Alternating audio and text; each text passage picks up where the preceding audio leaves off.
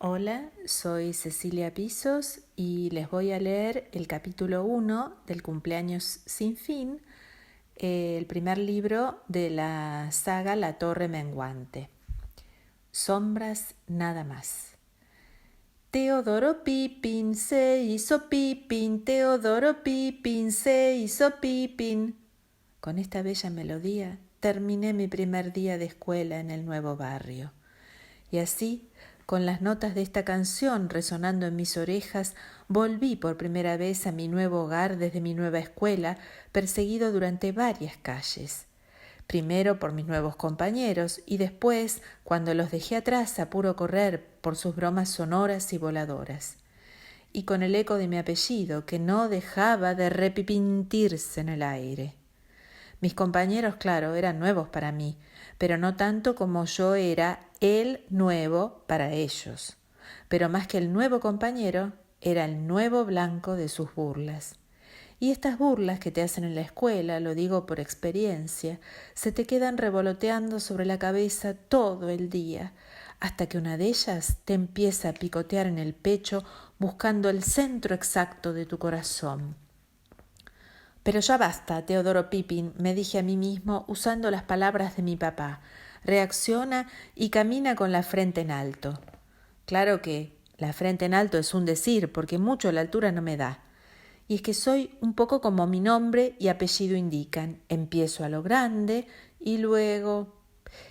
Ese día, cuando el sol del mediodía me proyectaba en su lenguaje de sombras sobre las baldosas del piso, yo me sentía enorme, como mi nombre de pila, Teodoro.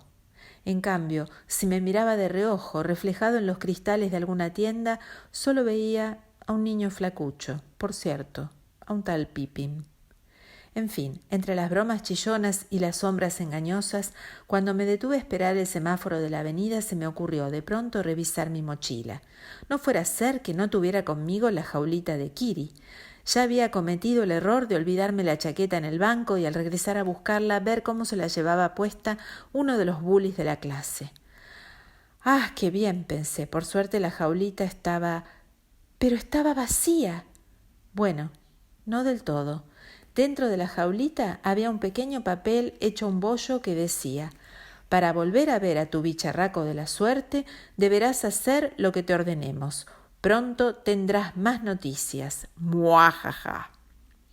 ¡Ay, mi pobre mascota de la fortuna!, me lamenté.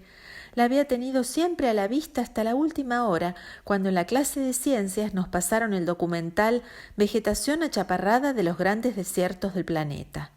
Cuando terminó y antes de que encendieran la luz del auditorio, varios de mis compañeros se pusieron a hacer sombras chinas en la pared.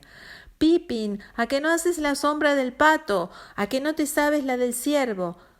Habrá sido entonces, mientras yo aceptaba como tonto el desafío y me ponía cuernos de dedos sobre la cabeza para hacer el ciervo, que alguien abrió la jaulita y cambió grillo por nota de rescate.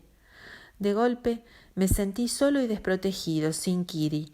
Es que muchas culturas consideran a los grillos como guardianes de sus dueños, porque como los perros, que ladran cuando alguien se te acerca, los grillos dejan de cantar y te avisan del peligro con su silencio.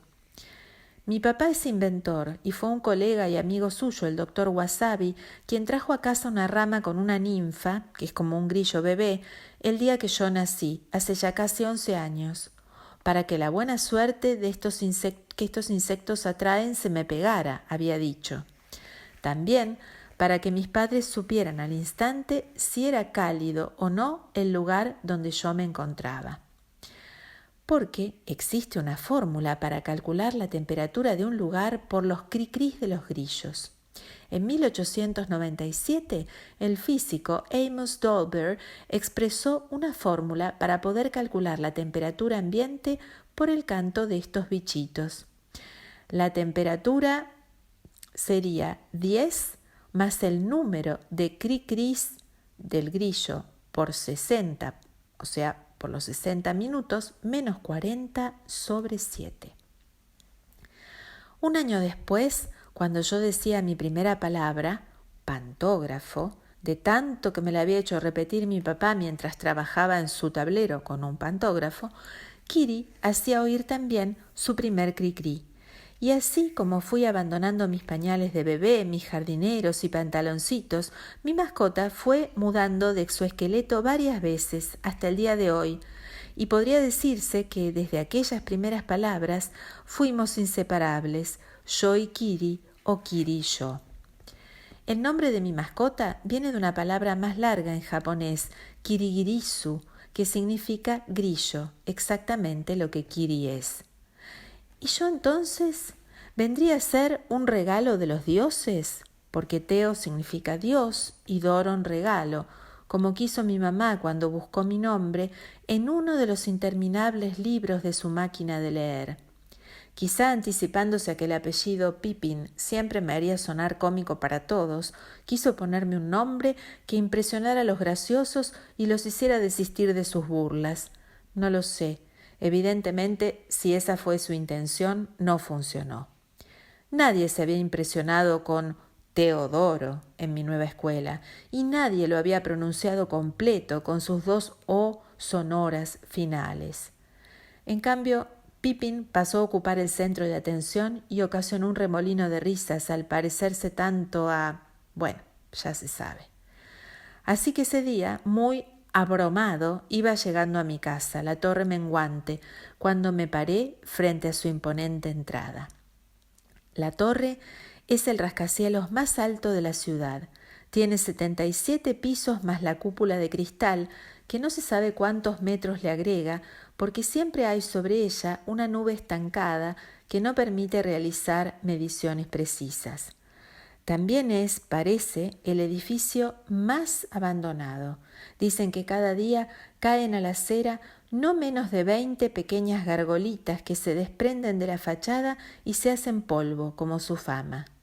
Y por último, la Torre Menguante tiene el récord de ser el edificio más alto, más abandonado y el más habitado de toda la ciudad, porque se cuenta que durante la noche se dejan oír y ver las sombras de decenas de fantasmas en los antiguos departamentos de cada uno de sus viejos pisos. Por las dudas, y antes de que me cayera una de esas gárgolas sobre la cabeza, era lo único que me faltaba, me apresuré a cambiarme de acera y crucé sin mirar, y por poco me atropella un auto. Una gárgola es la parte que sobresale de un caño para desagotar el agua de la lluvia de los tejados en diversas edificaciones. La palabra gárgola viene del francés gargouiller, que significa producir un ruido semejante al de un líquido en un tubo, y también del griego gargarizo, hacer gárgaras. Las gárgolas de las iglesias y edificios desde la Edad Media estaban adornadas por figuras de monstruos o demonios. De esta manera, mientras hacían gárgaras con el agua que pasaba por sus bocas, también se decía que funcionaban como protectoras de las construcciones a las que estaban adosadas. Asustado y con el corazón latiendo a 1000 por hora, recordé entonces la leyenda de la doble maldición de la torre que nos había contado el día anterior uno de los dueños de la golosinería de la planta baja. No sé si Gran Gordon o Gordon Gordon, son muy parecidos los dos hermanos. Sus versos todavía resonaban en mi memoria.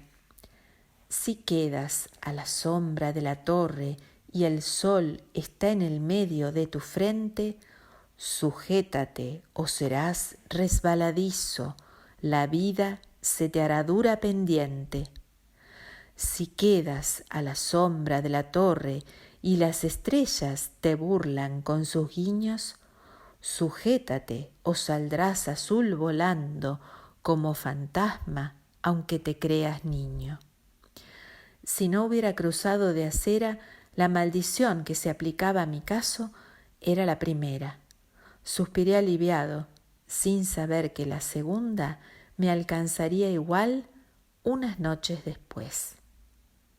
Cecilia Pisos, leyendo el capítulo 1 del Cumpleaños sin fin, primer libro de la serie La Torre Menguante.